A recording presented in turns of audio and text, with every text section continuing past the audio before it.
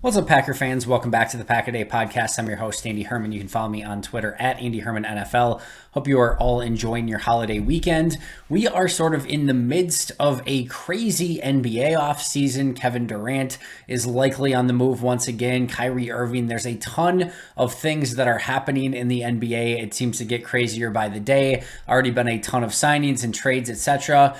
And I kind of wanted to just take a moment as we're going through the craziness of the NBA and kind of look back at all of the crazy stuff that happened in the NFL offseason, because it all comes fast and furious, and then we sort of get to a point, and like kind of right before the season, we have to sort of recalibrate and be like, okay, who's where? Like, where did they go? What happened? And you have to kind of like, again, just recalibrate with all the crazy things that happened.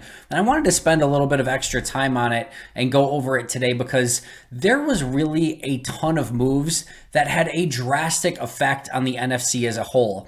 Whether that was, and primarily what I'm going to talk about is some of the exodus of players from the NFC to the AFC, but certainly there was some the other way around, and there were some really close calls and some crazy stuff that almost happened this offseason. So just to sort of put a nice bow on everything, and to be fair, the offseason is not over yet. There will be moves that are still made, but it feels like, and you never quite know for sure, especially in the NFL, but it feels like the blockbuster moves are probably over. So today I'm going to take a look back at what exactly happened this offseason, specifically in regards to the NFC, and what were some of these major changes that are going to extremely alter the state of the NFC this upcoming season and beyond. So number one, and these aren't necessarily ranked, 1 through 10 or whatever. So this is just going sort of in whatever order you want to put it in. But number one, and maybe most importantly, especially for Packer fans, is Aaron Rodgers' decision. Because let's not forget, right, that Aaron Rodgers could have retired.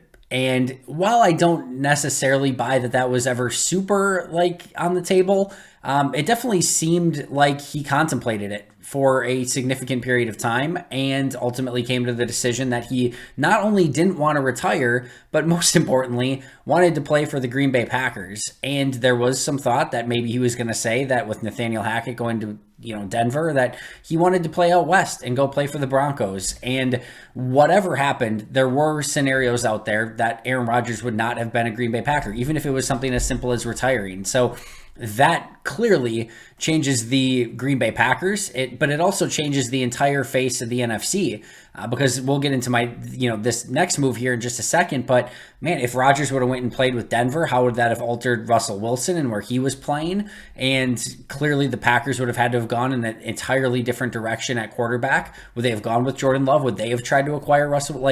You just don't know what the trickle effect would have been, but it would have altered the NFC vastly. And even just him coming back and playing for the Packers changes the NFC greatly. So number one on this list, Aaron Rodgers' decision, not only to continue to play football, but to play for the Packers and not try to force a trade somewhere else, which, going back to the beginning of this episode, I know the NFL isn't exactly the NBA, and players in the NBA seem to have a bit more power in trying to get to their destination. But if Aaron Rodgers, like Kevin Durant would have said, I want out and here's my list of teams I'm willing to go to, Green Bay probably would have had to have abided by that, and they probably would have had to trade him in some capacity. So that is number one on the list. Number two, Russell Wilson traded to the Denver Broncos.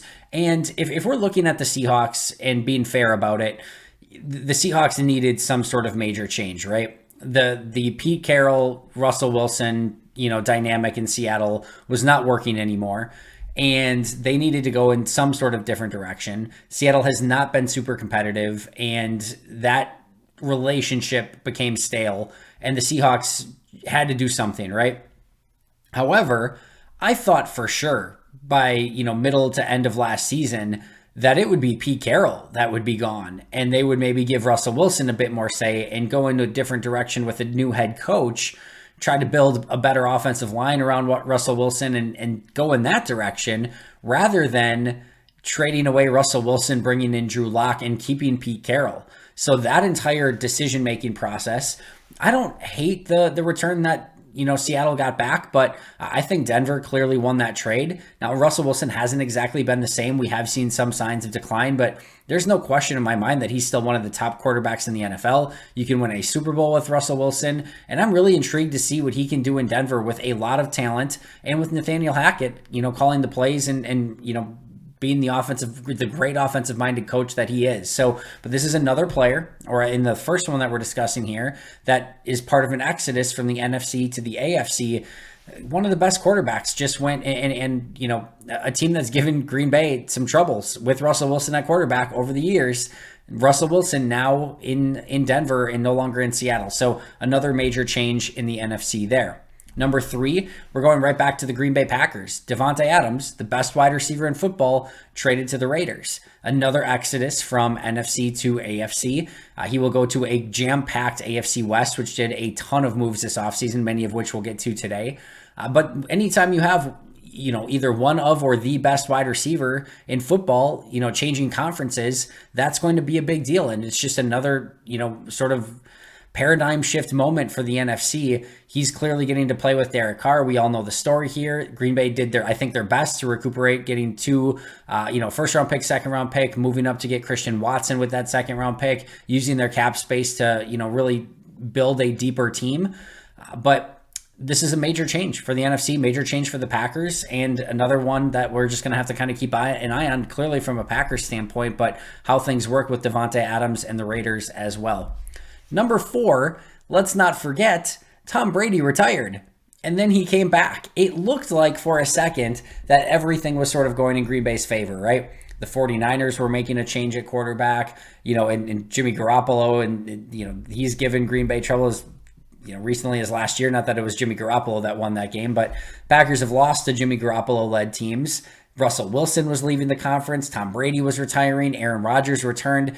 It seemed like things were sort of coming up aces. Well, then all of a sudden, Tom Brady announces that he's coming back. Even there were whispers if he came back that he was going to maybe try to force his hand to Miami, which could have been another exodus of a quarterback from the NFC to the AFC. But he ends up returning, does not retire, and will be back with the Buccaneers, which is just another monumental moment, because going from no Brady in all of football, but certainly within the conference, to Brady right back on a really good Tampa Bay team certainly does not do Green Bay any favors. We always want to see the Packers beat the best of the best, so I'm not necessarily complaining about it, but definitely a huge dynamic change in the NFC when he announced he was returning. Number 5 may not have the cachet of a Aaron Rodgers, Russell Wilson, or Tom Brady, but Matt Ryan getting traded to the Colts is definitely a dynamic change as well. This sort of goes, a little bit hand in hand with the Seahawks, where the Falcons were not ready to be competitive. They were not a competitive team in the NFC. It's not like the Packers are strictly, competing with the Falcons for playoff spots or, certainly to make a run at a Super Bowl. But when you start having really good quarterbacks go from the NFC to the AFC, it just ultimately makes the paths different. And that, in this case, in my opinion, Seattle and Atlanta they're not playoff threats, and crazier things have happened, but both of those teams, in my opinion, are now 2 teams that can't get to the playoffs in the NFC. That shrinks it to 14. 7 teams make it. We already know that the Bears are probably going to really struggle, and there's going to be a couple other teams that we could go through as well, but it shrinks the amount of playoff teams that are even in consideration, and things could change in Seattle. Maybe they get a Baker Mayfield and can compete. We'll see, but I just don't think with Matt Ryan and Russell Wilson being shipped to the AFC that the Falcons and Seahawks have any realistic possibility of making the playoffs right now. So that is another major change in the NFC. Number 6, I don't think we could get through this without talking about the defending Super Bowl champions, right? The Rams had a pretty crazy offseason. First and foremost, Aaron Donald and Cooper Kupp signed huge extensions. Now, the Kupp one, maybe not super noteworthy, but the Aaron Donald one, there seemed to be some legitimate potential retirement talks from Aaron Donald that after winning the Super Bowl, like that he was just going to hang it up. And I didn't necessarily really totally buy that, but him coming back and running it back and getting that huge contract is clearly huge for the Rams. But not only that, not only do they extend Kupp and extend Aaron Donald and get those contracts done, they also reload with Bobby Wagner. They get Allen Robinson from the Bears. So they are clearly going all in, but they had some losses as well. Odell Beckham right now remains a free agent. They traded away Robert Woods, Andrew Whitworth, their really good left tackle, retired. Austin Corbett, one of the most underrated players on the Rams, and a really good guard, left the team. And then Von Miller, ultimately goes to the Bills as well. So that is a lot of pieces to lose. They get back Kupp and Donald. They reload with Bobby Wagner and Allen Robinson, but they lose OBJ for now. Robert Woods, Andrew Whitworth, Austin Corbett, and Von Miller. So some major changes for the Rams. And anytime you're the defending Super Bowl champs, everyone's going to have eyes on them. I don't think we could get through this list without discussing them as well. Number 7, Chandler Jones signs with the Raiders, a key loss for the Cardinals. One of the best pass rushers in football. I know he's getting a little bit up there in age, but he continues to be a dominant edge rusher. And again, he goes to the Raiders and leaves the Cardinals, which is another exodus from the NFC.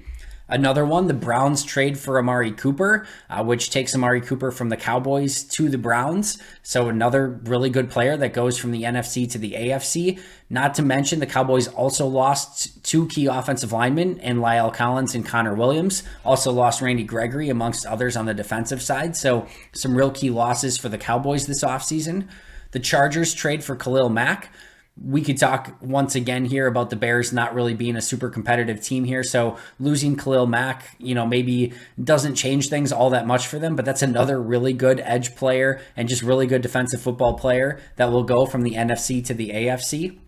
Number 10, the Lions select Aiden Hutchinson. Number 2, we could obviously go through a variety of different draft picks here and some really good ones that ended up in the NFC. The reason I wanted to mention Aiden Hutchinson, because to me, Hutchinson was clearly maybe clearly is the wrong word, but he was the consensus number 1 player in the draft, and a player that could have gone to Jacksonville, right? And probably should have gone to Jacksonville. We'll see, the Tavon Walker, Aiden Hutchinson debate will go on for some time. And we're gonna have a fun time kind of watching it progress through the next, decade or so. But to me, Aiden Hutchinson was the best player in the draft. And the fact that he fell to number 2 and could have gone to the AFC with the Jaguars, they pick a different edge player instead. And that makes Hutchinson fall to the Lions. Clearly, not only does that affect the NFC, but certainly affects the Packers in the NFC North as well. Number 11, a rare, really good player going from the AFC to the NFC this offseason. This happened during the draft. The Eagles traded for A.J. Brown. That is a really good football player that makes his way from the AFC South to the NFC East. A.J. Brown and that Eagles offense is going to be really interesting. They're going to see if they put enough around Jalen Hurts, if he can be successful. But that was a really big trade for the Eagles. And not to mention, they also went out in free agency and got Hassan Reddick and James Bradbury as well. So some key additions for the Eagles this offseason. Number 12, Sean Payton and Bruce Arians both retire. Feels like forever ago. Dennis Allen takes the place of Sean Payton. Todd Bowles takes the place of Bruce Arians. So a couple big coaching changes there. Number 13, the Bears and Vikings, both NFC North teams clearly, hire Matt Eberflus and Kevin O'Connell respectively. The Giants also hired Brian Dable. So some fresh coaching minds in the NFC and specifically in the NFC North. So those were, to me, the 13 big moves that really shaped the NFC this offseason. Some honorable mentions: the Commanders traded for Carson Wentz. The Saints signed Tyrann Mathieu, Honey Badger, and Jarvis Landry. The Bucs signed Akeem Hicks. The Cardinals traded for Hollywood Brown. The Vikings extended Kirk Cousins. And the Dolphins signed Teron Armstead away from the Saints. So definitely some moves. But, and then, by the way, there's still that whole Deebo Samuel situation that's out there. So that remains a major question mark as well. I think he ultimately ends up getting just a huge contract in place for the 49ers, but that remains a major question mark for the 49ers and that team. So if we take a look at it on the whole, gone from the NFC, and I know not all of these moves fit under these categories here, but gone from the NFC, Russell Wilson, excuse me, Davante Adams, Matt Ryan, Andrew Whitworth, Von Miller, Chandler Jones, Amari Cooper, La'el Collins, Khalil Mack, and Teron Armstead. Those are some really good players. Into the NFC, A.J. Brown, Carson Wentz, Honey Badger, Jarvis Landry, Hollywood Brown, not the exact same type of caliber player. So some key players gone, not a ton of talent in, although A.J. Brown will definitely make a difference for the Eagles, but a lot of changes for the NFC this offseason.